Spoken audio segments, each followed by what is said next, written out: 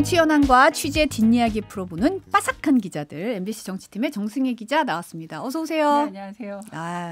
오랜만에 뵙는 것 같죠? 왜? 2주 만이네요. 2주 만에요. 네. 2주 만에. 아니 지난주에 우리가 그 핵추진 관련해가지고 그쵸. 논의가 핵처리 시설 관련해서 논의가 진행되고 있다 하면서 이제 굉장히 또 집중적으로 취재를 해갖고 왔는데 바로 또 발표가 나와서 깜짝 놀랐어요. 나름 단독이었더라고요. 수요일 날 했는데 금요일 날 팩트시트 발표했으니까 사실 제가 그날 좀 고공 취재를 특별히 빠사삭을 위해서 빠삭하게 해왔습니다. 그래서 잘 진행되고 있다. 그리고 네.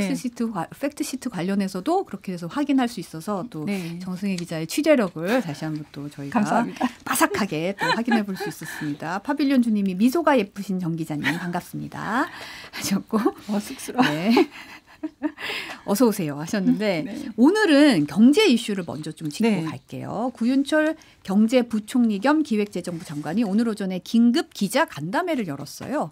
아무래도 좀 최근 경제 상황 외환시장 관련해서인 것 같은데 어떤 내용이었나요? 네, 사실 이게 어제 오후에 공지가 됐거든요. 근데 부총리급이면 최소한 뭐 일주일 전에는 하는데 또 오늘 오전에 할 걸 어제 오후에 했다. 이거는 결국 외환시장이 심상치 않다라는 걸로 이제 기자들한테는 받아들여졌고요. 또 어떻게 보면 또 개입하겠다는 의지를 드러낸 것이어서 어제 좀 환율이 소폭 하락하긴 했습니다. 오늘 10시에 이제 기자간담회 열렸는데 내용을 말씀드리면 첫 번째는 이제 통상적인 말을 꺼냈어요. 정부는 최근 쏠림 현상에 대해서 주의 깊게 모니터링하고 있고 그리고 이게 과도하면 단호하게 대처하겠다. 여기까지는 그냥 통상적인 말이었는데 방점은 뒤에 있었습니다. 이제 국민연금과 관련해서 이야기를 꺼냈는데 국민연금은 외환시장 내에 최대 플레이어 중에 한 역할을 하고 있다고 이해하시면 될 것 같다.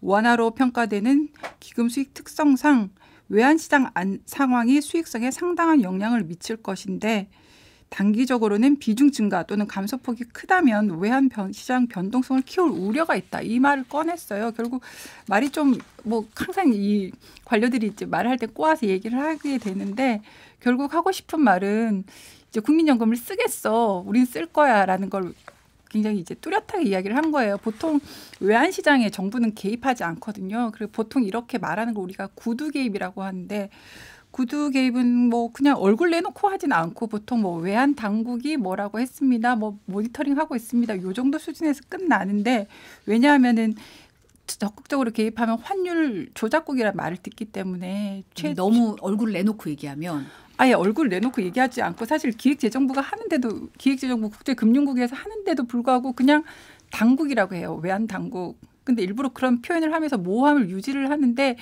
이건 이제 경제부총리가 얼굴 내놓고 등판을 했다? 이거는 이제 심상치 않다. 그만큼 1,500원 선은 넘기지 않겠다는 의지를 이제 강력하게 표명한 걸로 보시면 되고요. 근데 사실 최근에 환율이 좀 너무 고공행진 이어오고 있긴 했어요. 지금 담배가게 송군이님이 1,470에서 싸우고 있음이라고 얘기하셨고 오메프라졸님은 지금 환율 1,464원입니다라고 또 말씀도 해주셨는데 좀 사실 환율이 지금 좀 주목을 받고 있어요. 너무 높다 이래서. 그래서 사실 2달 동안 거의 1,470원대에서 안 내려갔거든요.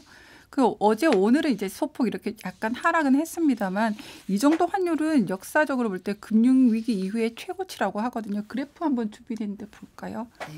사실 보시면 1,400원 선을 넘은 게 우리가 몇 번 되지 않아요. IMF 외환위기, 글로벌 금융위기, 그리고 미국발 고금리 충격, 그리고 작년 비상계엄, 그리고 최근 이렇게 몇 번 되지 않는 상황인데 이 2달 동안 계속 가는 게 너무 이상하다. 그래서 정부가 사실 그동안 구두 개입은 많이 했거든요. 10월 13일 모니터링 하고 있다. 이건 내가 너 지켜보고 있어. 장난치지 마. 이 정도 수준으로 얘기를 했는데 안정이 안 되니까 11월 14일에 국민연금과 긴밀히 논의하겠다. 11월 19일에 불안정성이 나타나지 않도록 하고 있다. 그리고 이번 주 월요일 24일에는 우리가 사자 협의체를 구성했어라고 얘기했는데도 그날도 1,477.1원을 찍었어요. 말이 안 통했던 거죠. 근데 사실 이제 무역 수지는 흑자가 나고 있고 최근에 조정을 받긴 했지만 국내 증시는 연초 대비 많이 올랐어요. 사실 원화 가치가 이렇게 낮은 이유는 뭐라고 보고 있나요? 이게 사실은 경상수지 흑자 나고 주가 오르면 네. 환율 떨어지는 게 좀 뭐 통상적인 공식이잖아요. 그렇죠. 왜냐하면 외국인들이 달러를 들고 와서 우리 원화로 바꿔서 우리 주식을 사고 있고 그리고 우리 기업들이 수출을 해서 달러를 벌어와서 또 우리 시장에 갖고 왔으면 달러가 넘쳐나야 되는데 왜 이렇게 됐냐. 결국은 달러의 공급보다 달러를 쓰는 수요가 더 많다라는 뜻으로밖에 해석할 수가 없거든요. 그리고 그 원인으로 지목됐던 게 서학개미 그리고 국민연금 똑같죠. 미국 시장에 투자하는 투자 액수가 훨씬 많고 수출 기업들이 또 미국에 직접 투자를 하는 액수가 훨씬 많다.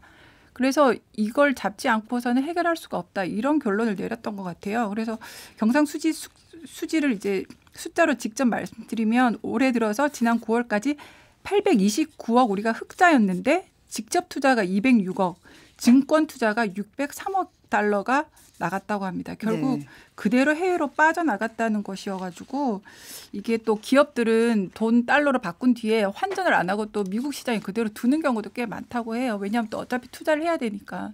그러다 보니까 달러 수요가 더 많아졌던 걸로 보입니다. 로키님이 1,500원 되면 수출 잘 되고 일자리 늘어나고 나쁘지 않은 거 아닌가요? 라고 말씀하셨는데 오, 아니에요.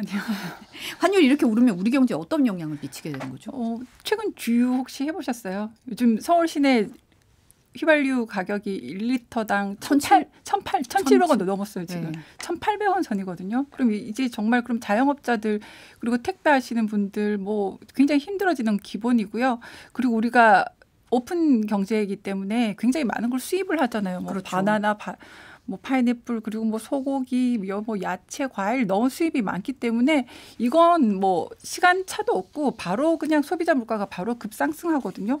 그래서 최근 소비자 물가 상승률이 원래 1%대로 떨어졌다가 2개월 연속 상승해서 지난달에 2.4%대를 기록을 했어요. 그리고 또 그러면 고기 사다가 이렇게 파시는 분들도 있잖아요. 레스토랑 하시는 분들은 레스토랑 유지하기도 힘들어지고 굉장히 이게 우리한테 좋을 것 같지만 좋지도 않고 그리고 아까 말씀하셨듯이 수출이 정말 그 정도 되면 엄청 잘 돼야 되는데 뭐 엄청 잘 된다 할지라도 안 갖고 오니까 트럼프 대통령이 막 또 이렇게 쥐어짜서 너 직접 투자해 이렇게 하니까 기업들이 또 우리한테로 가져오기도 힘들고 그래서 지금 상황이 결코 좋지 않죠. 그게 좋으면 부총리가 저렇게 얼굴 내놓고 직접 기입했겠어요. 간만에 슈팅님은 금값도 많이 오르고 지금은 과거와 패턴이 다르다라고 맞아요. 지적을 하셨고 피클님도 환율 오르면 모든 게 다 오르는 거예요 라고 지적하셨는데 지금 그 얘기잖아요. 네네, 사실 환율 오르면 뭐 또 원화 구매력이 좀 떨어지다 보니까 그 부분도 영향을 주는 것 같고 그리고 장기적으로는 외국인들이 지금 우리 시장에 들어와 있는데 한국 시장에서 주식 시장 좋아서 우리가 돈을 많이 벌었어. 근데 내가 집에 갖고 가려고 달러로 환전해 봤더니 뭐야 별로 번 게 없네 이렇게 생각하면 장기적으로는 또 외국인 투자자들이 우리 시장에 매력을 안 느끼게 될 수도 있기 때문에 이건 좀 중요한 문제입니다. 지금 사자협의체가 주목을 받고 있잖아요. 뉴 프레임워크. 라는 이름으로 기획재정부, 한국은행, 보건복지부, 국민연금, 사자협의체 구성해서 운용하겠다는 대목이 사실 눈에 확 들어오긴 해요. 네. 어떻게 한다는 거예요? 사실 이게 원래 기획재정부가 하고 한국은행만 환율을 사실 하잖아요. 기획재정부에서 이렇게 국제금융계획에서 뭔가 이렇게 부탁을 하면 또 한국은행이 외환보유고로 이렇게 시장에 들어가고 이게 일반적인데 보건복지부는 국민연금을 관장하는 기관이기 때문에 들어갔고요. 결국 국민연금한테 고상하게 말은 하지만 달러를 시장에 좀 팔아달라라고 이야기를 하고 있는 거거든요. 사실은 언제까지 이게 계속될지 모르겠지만 왜냐하면 국민연금의 해외 투자액이 엄청나기 때문인데 한번 그래프로 보면서 말씀드릴게요. 네. 그래프 잠깐. 네. 해외 주식 투자 규모. 네. 국민연금이 이미 투자한 해외 주식, 채권, 부동산은 700조 원이 넘고요. 그중에서 주식만 486조. 전체 국민연금 전체 적립금의 37% 수준입니다. 2002년부터 시작해서 보면 엄청나게 늘고 있고 또 매년 0.5%포인트씩 더 늘릴 거라는 거거든요. 왜냐하면 미국 시장이 장기적으로 봤을 때 S&P 500이나 나스닥이나 이렇게 우상향하기 때문에 국민연금으로서는 수익성과 안정성이 최대의 목표이기 때문에 해외 투자를 안 늘릴 수가 없거든요. 그래서 하지만 지금 너무 많이 투자를 하다 보니까 저 정도로 달러가 많이 나가게 되면 시장이 출렁일 수밖에 없다는 게 이제 정부의 시각이고 정말 이제 IMF 외환위기 이후에 이렇게까지 사자협의체를 국민연금을 끌어들인 것은 이번이 처음이라고 합니다. 그러면 국민연금이 외환 이 시장 안정에서 할 수 있는 방법이 뭐가 있어요? 금방 보셨던 그 해외 투자를 줄이는 거죠. 그러니까 해외 투자 비중을 줄이는 거. 네, 미국 주식시장에 투자할 걸 좀 줄이고 우리 국내 시장에 투자하도록 하고 그럼 달러가 좀 덜 나갈 수 있고요. 두 번째 방법은 환해지라는 겁니다. 그러니까 미래에 거래할 환율을 지금 시점에 환율로 고정을 해놓는 건데 이게 오늘 부총리 기자 간담회에서 질의응답에서 나왔어요. 한 기자가 올해 초에도 사실상 국민연금이 환해지동을 통해서 외환시장 안정에 힘을 보탰는데 지금 단기적인 대책이라고 말씀하시면 이 환해지가 다시 재개될 수 있다는 걸 의미하시냐라고 얘기했더니 부총리 답변이 이래요. 기재부는 기금운영위원회의 일원으로서 안정성, 유동성 그리고 수익성, 공공성이 조화롭게 고려될 수 있도록 참여할 것이라는 말씀을 드립니다. 그러니까 안 할 거라고 말 안 하는 건 하겠다라고 이제 해석을 하면 되는데 하겠다는 의지를 분명히 한 겁니다. 사실은 이제 국민연금이 환율 방어에 동원이 되는 거에 대해서 우려의 시각이 분명히 있잖아요. 네. 심은정님도 국민들의 노후가 달렸는데 이게 지금 국민연금 기금 운용 목표가 두 가지가 수익성과 안정성이잖아요. 그쵸. 우리가 이제 노후와 관련된 연금은 항상 공격적으로 하고 싶지만 사실 안정성도 놓칠 수가 없어요. 만약에 이런 데 동원이 됐다가 이게 악화되면 어떡할 거냐 이런 우려가 나오는 것도 당연하잖아요. 너무 당연히 저도 사실 뭐 DC 계좌 운영하지만 일반 계좌와 달리 DC 계좌를 운영할 때는 연수익 목표치를 상당히 낮게 잡으면서 깨지지 않는 게 중요한 건데 이제 국민연금의 최대 목표도 그거거든요. 원금이 깨지지 않으면서 안정된 수익을 추구해야 되는데 정은경 복지부 장관이 월요일 오전에 이례적으로 이렇게 말을 했어요. 환율의 불안정성이 부담 요인으로 작용할 리스크가 여전히 존재하고 있다. 기금운용본부는 시장에 대한 면밀한 분석을 바탕으로 대응해 주시기를 당부한다. 이 말만 보면 액면 그대로 보면 이제 뭐 그냥 환율 신경 써? 뭐 그리고 나 뭐라고 특별히 한 말은 없어라고 말하는데 이 맥락에서 보건복지부 장관이 의사 출신인 이 장관님께서 환율을 언급하는 것 자체가 우리가 연금을 해지에 쓸 수 있다는 시그널을 주는 거거든요. 그래서 굉장히 이제 걱정이 되죠. 이러다 깨먹으면 어떡할 거야. 사실 MZ세대들은 지금도 연금 가입하기 싫어하잖아요.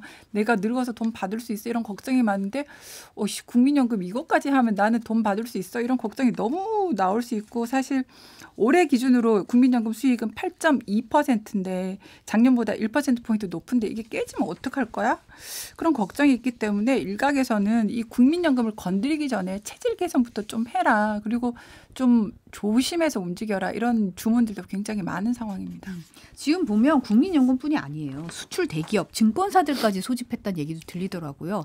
그만큼 상황을 심각하게 보고 있다는 거잖아요. 그렇죠. 그러니까 환율을 영향 미칠 수 있는 모든 큰 손들은 다 불러들여가지고 이제 정부가 이야기를 하는데 이 기사가 어제 오늘 좀 나왔었어요. 근데 그냥 한 언론사가 쓰고 받아 쓰고 이 정도 수준이었는데 이게 질문에 나왔거든요. 오늘 기자 간담회에서 부총리가 이걸 인정을 했어요. 정부가 지난주에 증권사를 소집을 했다. 이때 지난 21일이었던 걸로 알려졌고 미래에셋, 한국투자증권 등 9개 회사 외환 담당자들을 모아가지고 이야기를 했나 봐요. 이게 왜냐하면 저희가 시간이 미국이랑 시간이 다르잖아요. 다르다 보면 아침 9시쯤에 그 환전한 차익들을 이제 계산을 하는데 그러다 보니 아침 9시 시장이 개장하면 너무 환율이 튀니까 9시에만 안 하면 안 되냐. 이거 그냥 일평균으로 하면 안 되니? 아니면 그때 살 때 그 시점으로 따로따로 하면 안 되니? 모아서 하니까 우리가 너무 힘들어. 이걸 이제 그 증권사에 이야기를 한 거고 증권사에서 이게 계속 해오던 관행인데 참 쉽게 바꾸기는 어렵겠지만 하여간 알겠다. 뭐 이 정도 회의를 한 건데 그만큼 또 수출 기업도 만나가지고 협조도 요청하기도 하고 할 수 있는 모든 시장의 플레이어들한테 다 이야기를 하고 있다라고 얘기했고 특히 수출 기업 관련해서는 단기 인센티브는 아직 검토하지 않지만 필요하다면 언제든지 검토할 수 있다라고까지 이야기를 했습니다. 사실 은행이나 기업이나 뭐 국민연금도 그렇고 손해 보면서 달러 내놓기가 쉽지 않잖아요. 손해 보면서 내놓는 것 자체도 좀 문제가 될 수 있고. 그렇죠. 사실 이게 손해 보면서 하면 배임이죠. 왜냐하면 내가 하고 있는 일의 이익을 최대한 해야 되는데 다른 어떤 프레셔가 온다고 해서 그걸 또 할 수도 없고 그 뒤에 이제 책임질 사람도 없으니까 그래서 말씀하신 것처럼 기업이 환율 안정에 협조할지 말지는 애국심보다는 금리 차가 중요한데 현재 미국 기준금리가 연 3.85에서 4% 밴드로 돼 있는데 우리나라보다는 우리가 2.5%니까 최대 1.5%포인트 차이가 나는 거예요. 그래서 기업으로서는 아무것도 안 해도 미국 시장에만 놔두면 돈을 벌 수 있는데 애국심을 위해서 그냥 가져와 달라라고 하긴 참 힘들기 때문에 결국은 이 한미 금리 격차가 지금까지는 별 문제 없었지만 이렇게 사실 상존하고 있었던 위험이나 마찬가지니까 금리차가 이렇게 나면 미국 시장에 갈 수밖에 없기 때문에 이 금리차를 좀 줄이고 또 국내 주식시장 매력도 넓히고 결국 펀드멘털 튼튼하는 그런 공자 말씀이긴 하지만 그 방법 밖에는 없지 않나 이런 해석들이 나오고 있습니다. 또 보니까 구부총리가 이제 국민연금 동원해서 환율 안정하는 건 아니다. 연금도 수익률 극대화하는 과정에서 외환시장 안정이 결국 수익성 확대에 도움이 된다고 보고 있다. 이렇게 그 입장을 밝히긴 했더라고요. 이제 했는데 그렇게 생각하시면 개입하시면 안 되죠. 사실 이건 명백한 동원이고 명백한 개입인데 이걸 언제까지 할지 모르지만 이렇게 하시는 거기 때문에 이건 협조는 하지만 이게 잘못하면 배임에 걸릴 수 있어서 그 문영배 전 보건복지부 장관 케이스가 있거든요. 이분이 장관 때 국민연금에 압력을 행사했어요. 삼성물산하고 제일모직 합병 때 국민연금으로 하여금 찬성하도록 했다가 권리 남용으로 대법원에서 징역 2년 6개월을 받았거든요. 케이스가 다르긴 하지만 언제나 이런 위험이 있기 때문에 상당히 공직자든 기업이든 자기 이익을 최대화하는 것 이외에 남의 이익을 위해서 움직이면 항상 이런 위험이 상존할 수 있어서 이건 좀 조심해야 되는 문제긴 합니다. 지금 사실 내외 금리차 얘기를 하셨는데 미국 금리가 떨어질 거라는 기대감. 그렇죠.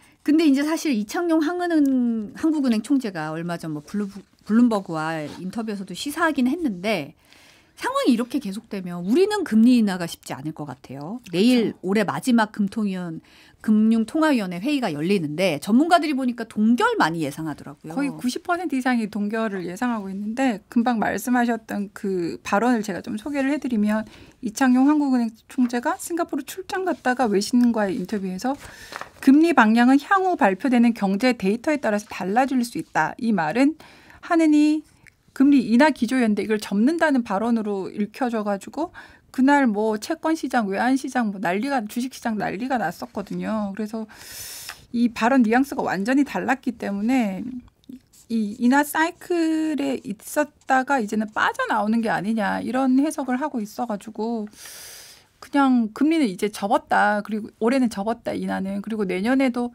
인하할지 안 할지 좀 불투명한 거 아니냐 이런 게 시장 일반적인 관측이고 이걸 놓고 이제 여권에서 굉장히 비판이 많기도 했었거든요. 이현주 민주당 의원 같은 경우에는 왜 국책은행 수장이 거기 나가서 그런 말을 해가지고 이렇게 시장을 난리로 만드냐. 평소에도 뭐 부동산 이야기하고 뭐 교육 이야기하고 했는데 뭐 당신이 혹시 의도가 다른 데 있는 거 아니냐 이런 식으로 비판도 많이 하고 뭐 너 그만둬라 뭐 이런 말까지 했는데 내년 4월인가 5월이 임기 만료거든요. 굳이 그만둘 필요까지는 없어 보이긴 하는데 하여간 여당 내부에서는 이렇게 설전이 좀 오가고 있는 좀 민감한 문제긴 합니다. 정치권 이야기로 좀 넘어가 보겠습니다. 딱 일주일 뒤면 우리 모두 잘 지내다가 갑자기 황망하고 느닷없고 정말 충격적인 비상계엄 선포가 있었어요. 진짜 이게 무슨 날벼락인지. 가짜 뉴스인 줄 알았잖아요. 정말 이게 무슨 소린지. 정말 이게 모든 분들이 충격을 받았을 거예요. 근데 벌써 1년이 벌써라는 말이 막 어울릴지 모르겠는데 1년이 지금 지났어요. 근데 아직도 윤어게인 외치는 분들이 있고 또 지금 뭐 변호인들이 선을 넘어서 지금 법정을 모욕하고 조롱하는가 하면 지금 야당이 된 국민의힘 내부도 여전히 복잡하거든요. 아니 이쯤 되면 이미 뭘 끊어내거나 사과를 제대로 하거나 뭔가 행동을 보였어야 돼도 한참 보였어야 될 것 같은데 아직도 뚜렷한 결론을 내리지 못하고 지금 1년째 가고 있거든요. 네, 그러다 보니까 국민의힘 지지율도 정당 지지율도 굉장히 답보 상태예요. 그때 당시 정당 지지율이 한국갤럽 기준으로 지난해 12월에 정당 지지율이 24%였는데 지난주 금요일 발표됐던 한국갤럽 조사 결과를 보면 여전히 24%인 거예요. 그러니까 전혀 움직이지도 않고 국민들도 관심이 없거든요. 이 조사 결과도 읽어드려야 됩니까? 잠깐 읽으세요. 자세한 여론조사 오늘 나온 여론조사 자세한 내용은 중앙선거 심의위원회 홈페이지 참고하시면 되고요. 네, 그러다 보니까 민주당은 정당 지지율이 43%거든요. 격차가 10%포인트 이건 어마어마한 거예요. 거의 2배 가까운 차이를. 갤럽 조사죠. 네. 갤럽 조사의 차이를 나는데 왜 이러냐. 왜 아무것도 못하냐. 그러니까 국민의힘이 결정장애에 걸렸다. 그리고 회피한다. 쳐다보고 싶어 하지 않고 정면으로 이제 보려고 하지 않기 때문에 이런 경향이 있다라는 거 있고요. 그리고 사과를 왜 못하냐 하면 장동혁 대표나 보면 자기네 콘크리트 지지층만 보고 있잖아요. 거기다 김민수 최고위원이랑 거의 선명성 경쟁하다 보니까 뭐 사과는커녕 뭐 우린 잘하고 있는데 쟤들이 우리를 계속 나쁜 사람이라고 욕하는 거야. 이런 식으로 계속 이야기를 하고 있어서 여기서 과연 진정한 사과가 나올 수 있냐 되게 회의적으로 보는 시각이 많더라고요. 그래서 수도권 의원들 그리고 내년에 지자체 선거에 나가야 되는 분들을 제외하면 사실 사과를 말하는 사람은 거의 없는 걸로 보이고 뭐 친한계 의원들이나 수도권 의원 김용태 의원, 뭐 박정훈 의원, 정성국 의원, 박수민 의원 등 이런 분들만 뭐 언론에 출연해서 사과와 반성은 당연하다 이 정도 이야기를 하지 주류들은 절대 그런 말을 하지 않고 있습니다. 장동혁 대표가 그냥 즉흥적으로 뭐 우리는 황교안이다 얘기한 거 아니고 나 데이터 보고 있다 뭐 이런 얘기도 했다 그러잖아요. 네, 네. 근데 보면 지난주 갤럽 조사 보면 중도층이 등을 돌리고 있는 걸로 나타나고 있어요. 네, 맞습니다. 중도층 제가 지지율을 봤더니 국민의힘 지지율이 16%예요. 민주당은 44%인데. 이거 거의 뭐 외연 확장 제로고 국민의힘 내부로 밖으로 나가면 아무도 거의 지지하는 층이 없다고 봐야 되는 거거든요. 그리고 지방 지역별로 이제 봐도 대구, 경북 빼놓고는 국민의힘 지지율이 민주당보다 우세한 곳이 단 한 곳도 없었다고 합니다. 그 부울경 같은 영남경인 부울경에서도 민주당이 31%, 국민의힘이 29%여서 국민의힘이 도대체 계속 이 집토끼 전략에만 해가면 어떡할 거냐 이런 걱정은 있지만 장동혁 대표는 그냥 고거든요. 고. 어제도 그 구미에 갔던 사진을 봤었는데 구미에 가서도 아스팔트라고 해서 손가락질 당하는 게 부끄러운 게 아니라 한마디도 못하는 게 부끄러운 거다. 그러니까 나는 아스팔트인 게 부끄럽지 않아 라고 이야기를 하고 있고 원외 당협위원장 워크숍에서도 민주당은 우리가 고개를 숙이면 고개를 부러뜨리고 허리를 숙이면 허리를 부러뜨릴 거야. 우리가 뭘 한다고 해서 되는 게 아니야라는 그 강경파 주장을 계속 이야기를 하고 있는데 신동욱 최고위원은 약간 다르게 뭔가 그래도 좀 기다려보면 1주년 되면 뭔가 메시지가 나오지 않겠냐 이런 말을 하기는 하던데 좀 지금으로서는 기대의 난망이 아닐까 생각됩니다. 신동욱 최고도 그 기사 제목이 좀 너무 나갔다 뭐 이런 얘기로 다시 약간 입장을 수정하기도 했던데 지금 보면 최근에 국민의힘이 내년 지방선거 앞두고 경선룰 개정하겠다는 걸 보면은 민심은 별로 관심이 없는 것 같아요. 당심 70% 반영하겠다. 이렇게 50에서 70으로 올리겠다는 거잖아요. 근데 지금 뭐 보면은 당심이라고 얘기하는 게 짠물에 더 짠물만 남았다. 이런 얘기가 나오는 과정에서 당심을 올리겠다는 게 이게 무슨 소리냐 이런 얘기가 나오고 있는 거잖아요. 이게 좀 나경원 의원이 지금 하고 있는 거잖아요. 내년도 이제 지방선거 총괄 기획단장을 이제 맡고 있는데 이분이 이런 안을 만들었어요. 말씀하신 것처럼 지금 중도층이 지금 16%밖에 없고 거의 떠난 분들이 많은데 그래 남아있는 그 콘크리트 층에서 당심을 더 높이면 도대체 누구를 뽑겠다는 거지? 이런 좀 불만들이 많거든요. 하지만 이 지선기획단 대변인 맡은 조지현 의원은 기자들한테 우리는 7대3 비율에 대한 입장은 명확하다. 당의 뿌리를 튼튼하게 하는 게 이번 선거의 목표기도 하다. 이런 되게 확고한 입장을 보이고 있고 장동혁 대표도 이 구미에서 기자들을 만나가지고 당 대표로서 당성을 강조해왔고 당원 권리 확대하겠다는 약속을 했는데 그 일환으로 보면 될 것 같다라고 이야기를 하면서 7대3에 지금 힘을 싣고 있습니다. 지금으로서는 5대5인데 진짜 7대3으로 바꾸려면 최고위원회, 상임전국위원회, 전국위 의결을 거쳐야 합니다. 별사탕님이 제대로 된 보수가 보고 싶다라고 말씀을 하셨는데 체제 전쟁이라는 얘기도 했어요. 장동혁 대표가. 네. 그리고 당성을 강조하고 뭐 이런 얘기 하고 있는데 윤상현 의원과 김용태 의원이 반대 의사를 공개적으로 표시를 했죠. 근데 윤상현 의원은 좀 조용하시다 갑자기 나올 때 180도 또 달라진 모습을 튀어나와서 깜짝 놀랐어요. 또 180도 달라진 모습을 보여서 헷갈리긴 한데 어쨌든 민심이 천심이다. 민심보다 앞서는 당심은 없다라고 이야기를 하면서 지방선거는 당대표 선거가 아니기 때문에 민의 경쟁장이어서 폐쇄적인 걸로 보이셔서는 안 된다. 우리가 왜 이렇게까지 당 지지율이 떨어지는가. 정당은 자기 안에서 승리하기 위해서 존재하는 게 아니라 국민한테 검증받아야 한다면서 이렇게 가서는 안 된다고 이야기를 했고요. 김용태 의원 같은 경우는 아예 더 나가서 국민 경선 100% 오픈 프라이머리로 가야지 우리가 살 수 있다. 우리가 중도층 지지를 확인하기 위한 가장 심플한 방식이 오픈 프라이머리다라고 이렇게 반대 목소리를 내시는 분들도 있습니다. 근데 대부분 수도권이에요. 세인트 데미안님은 7대 3으로 하는 이유는 내가 당선돼야 하니까라고 얘기를 하셨는데 나경원 의원이 이제 지선 위원장이잖아요. 네, 네. 이 제안을 한 이유가 결국은 서울시장을 향한 포석이다.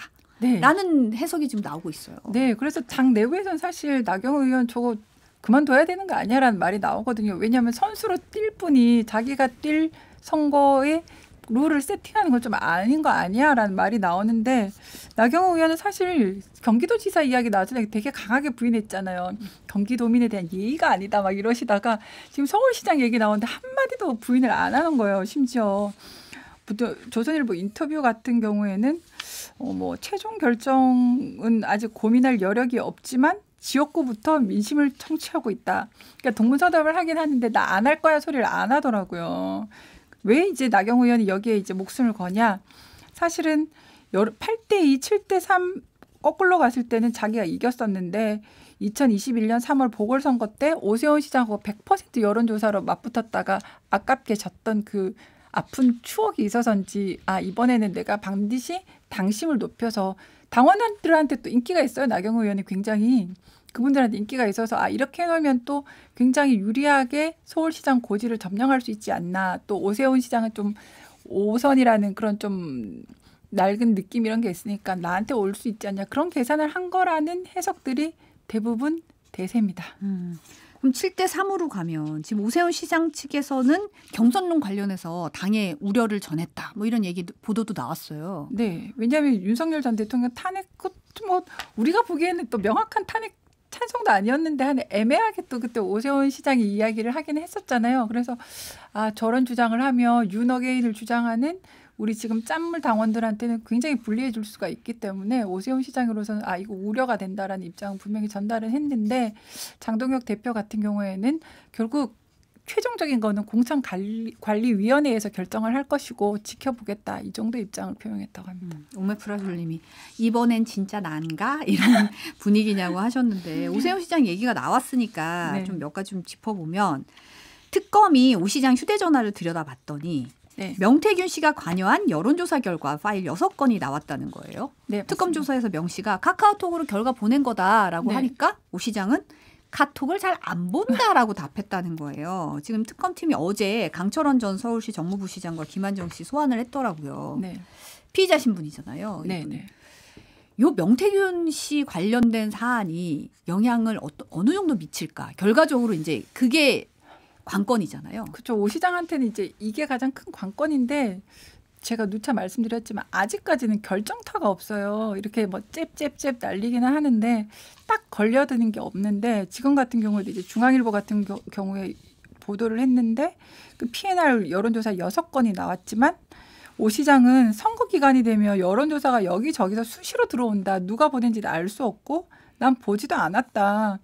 파일이 전부 나와야 되는데 왜 몇 개만 나왔겠냐, 시점도 맞지 않는다 이렇게 주장을 하고 있는데 이게 파일 발신자가 지금 특정이 안 됐다고 해요. 누가 보냈는지를. 오 시장 핸드폰에서 나오긴 했는데 이게 특정이 안 돼가지고 대질 과정에서 오 시장하고 또 명태균 씨하고 진실 공방이 벌어지고 있는데 어쨌든 이게 대납 의혹이잖아요. 그렇죠.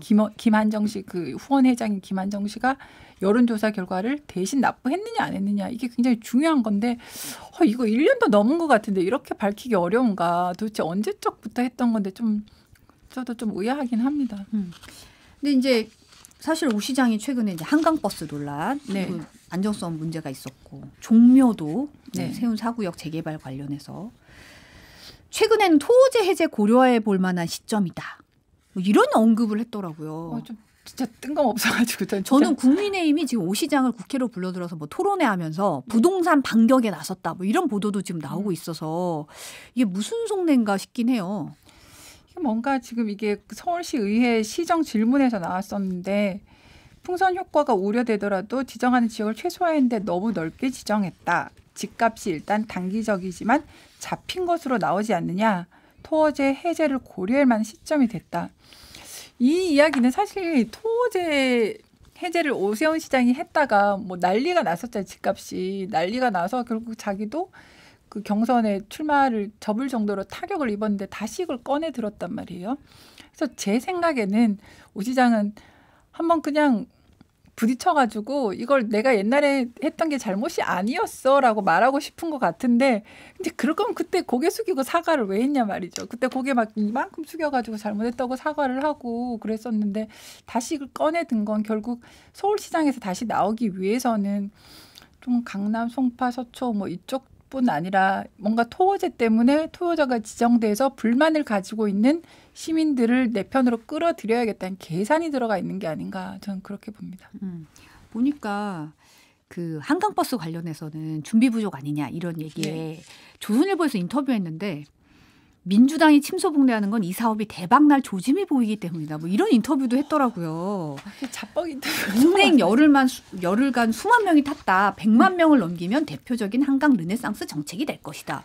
아니, 이분이 말이 너무 왔다 갔다 하는 게 그 한강버스 도입한 취지가 출근길에 빨리 출근하게 하겠다고 하더니 나중에는 속도가 이게 뭐야 그랬더니 꼭 빨라야 되는 건 아니다. 그러면 정말 이상하잖아요.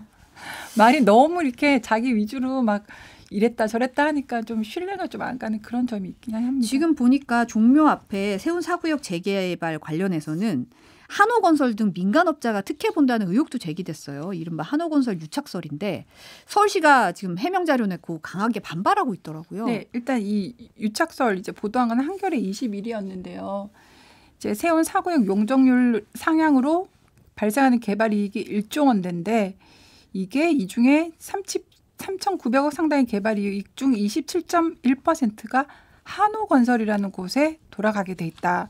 그리고 서울시가 한호건설의 의견을 받아들여서 용적률을 2배로 상향해서 그런 초고층 빌딩을 짓게 되었고 초과이익 환수장치도 마련하지 않았다고 이제 의혹을 제기했고 또 민주당 측에서도 비슷한 이제 주장을 했는데요. 여기에 대해서 일단 오 시장 측은 강하게 반발하고 있습니다. 초과이익 환수를 한다 우리가 해가지고 2,164억을 우리가 초과이익 환수하기로 했고 또 환수 규모가 이건 늘어난 거지 건설사와 유착 의혹이 있는 건 전혀 아니다.